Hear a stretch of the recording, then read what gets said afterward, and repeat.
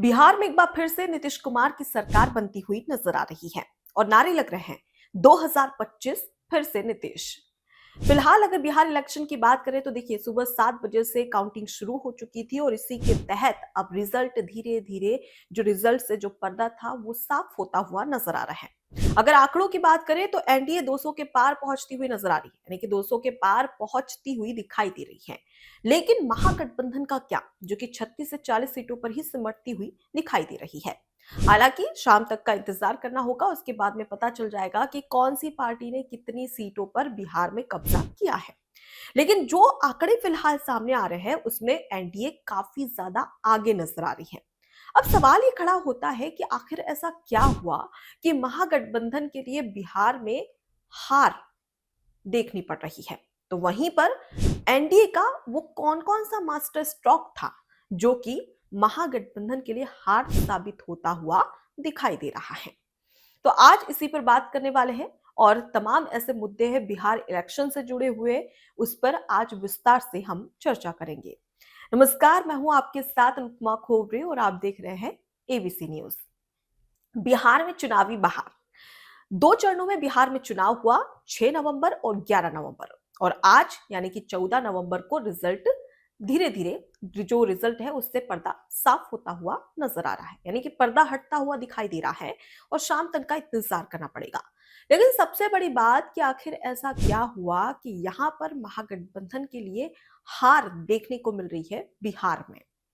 दरअसल इसके पीछे कई सारे कारण हैं और वो कौन कौन से कारण हैं उस पर आज हम विस्तार से बात करते हैं। सबसे पहला कारण कि भले ही वोट अधिकार यात्रा राहुल गांधी ने बिहार में की हो, उस समय भीड़ तो काफी ज्यादा जुटी, लेकिन शायद महागठबंधन वोट नहीं जुटा पाए।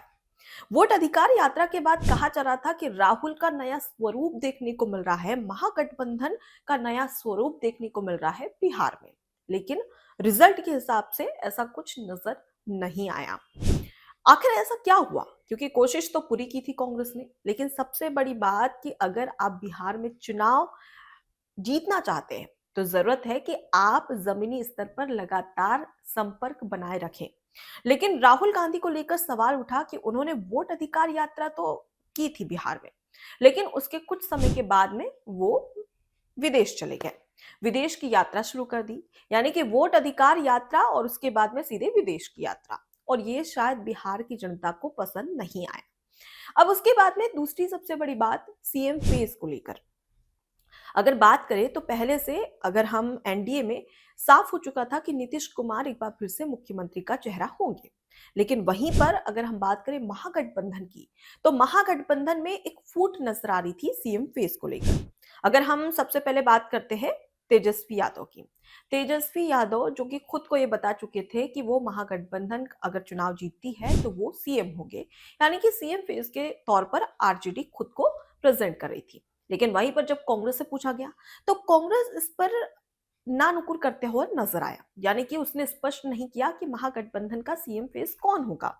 और इससे लोगों को मैसेज गया कि भले ही इन्होंने वोट अधिकार यात्रा की हो साथ में, जिससे कि एक संदेश गया कि आरजेडी यानी कि तेजस्वी यादव और कांग्रेस यानी कि राहुल गांधी साथ साथ नजर आ रहे हैं, यानी कि महागठबंधन में एक जुड़ाव देखने को मिल रहा है। लेकिन वहीं पर जब सीएम फेस की बात आई तो एकदम साफ हो गया कि भाई ये जो सीएम फेस की बात है ये महागठबंधन क्लियर ही नहीं कर रहा है। आखिर क्यों? अगर आपका सीएम फेस क्लियर हो जाता तो शायद जनता तक ये मैसेज जाता कि नहीं, महागठबंधन में कोई दरार नहीं है।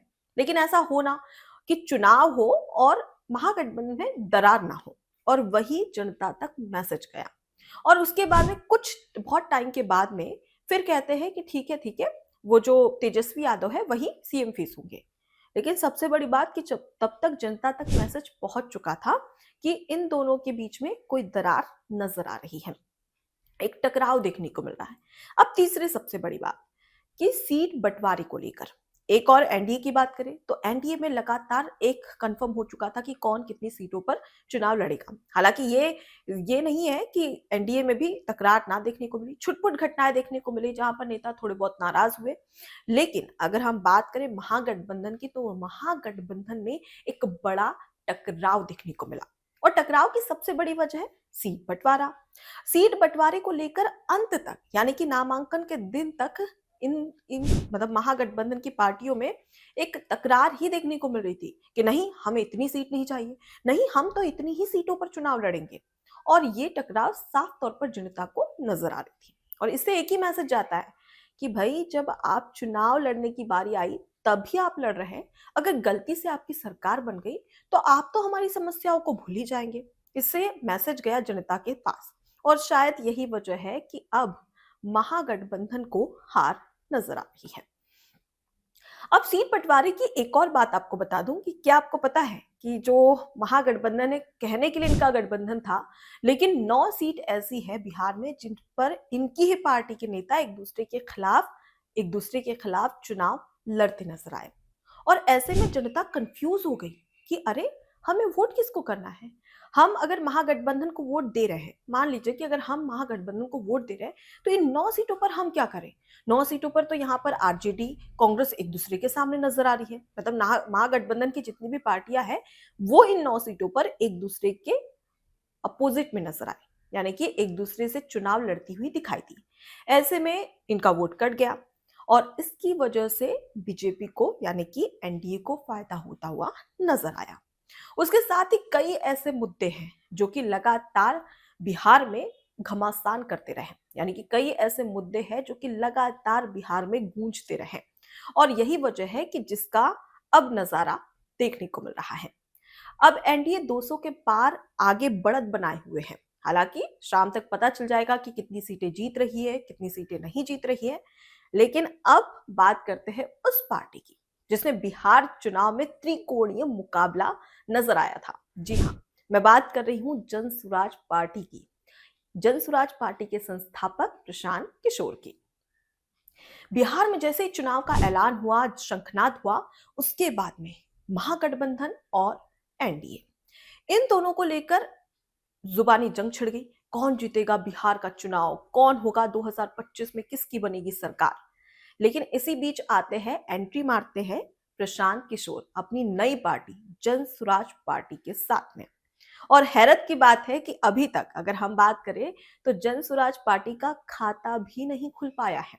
अब जरा बताइए, ये वही पार्टी है, ये वही प्रशांत किशोर है जो कहते थे कि अगर मेरी पार्टी 100 सीट जीतती है तब भी मैं जीत नहीं मानूंगा, अगर मेरी पार्टी 140 सीटें भी जीतती है तब भी मैं इसे जीत करार नहीं दूंगा, बल्कि पार्टी की हार समझूंगा। और ये कहते हैं कि 150 सीटें जीतेगी तभी मैं मानूंगा कि बिहार में हमारी जीत हुई है। लेकिन ये बयान, ये कॉन्फिडेंस इतना ज्यादा ओवर हो गया था कि जनता को समझ नहीं आया और जनता ने अपना फैसला दिखा दिया है।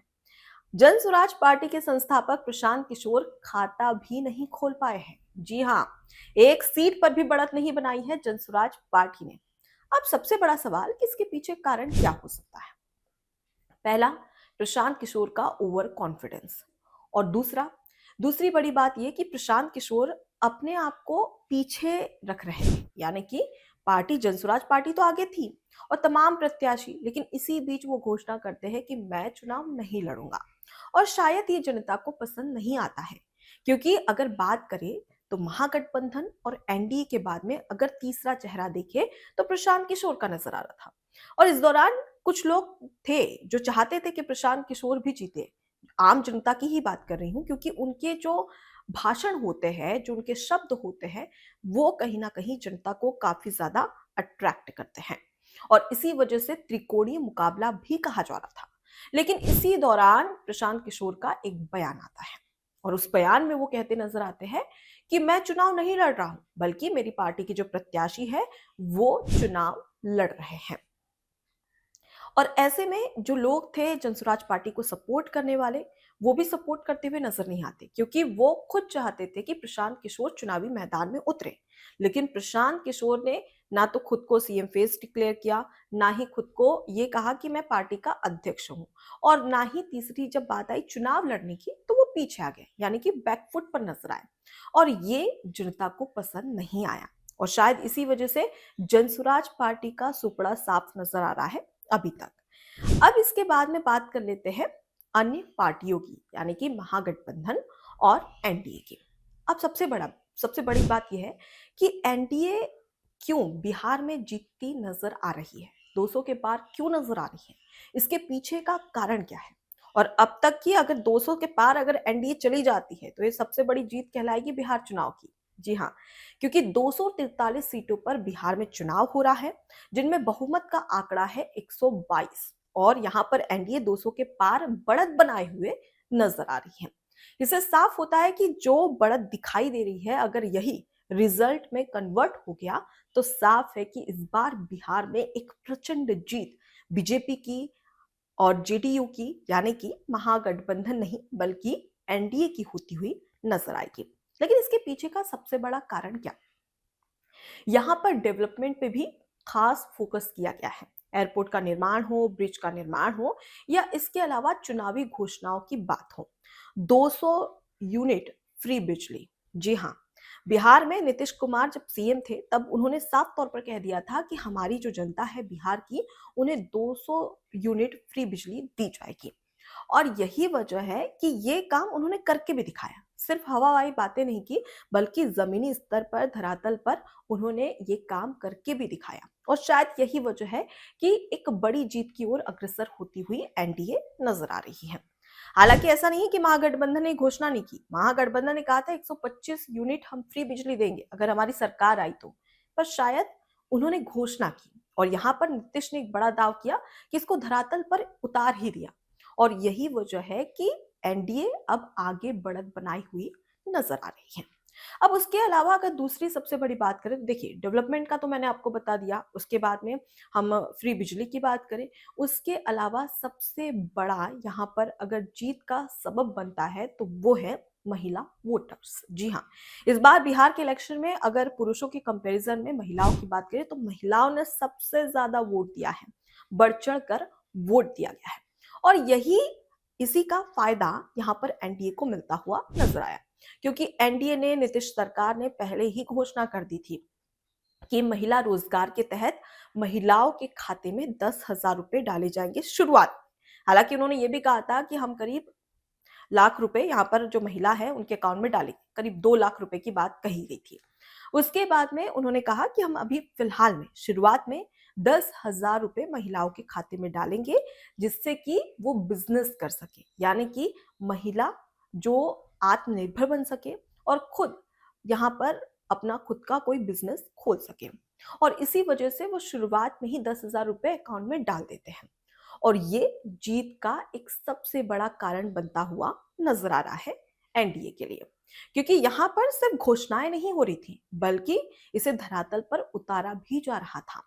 और एक बात तो है कि अगर आप सरकार में है तो आपको सबसे बड़ा एक तरीके से कह सकते हैं कि आपको बेनिफिट मिलता है कि अगर आप सरकार में है तो आपको सिर्फ घोषणाएं नहीं करनी बल्कि उसको धरातल पर उतार ही दीजिए और कहिए कि अभी हमारी सरकार आएगी तो हम और ये करेंगे।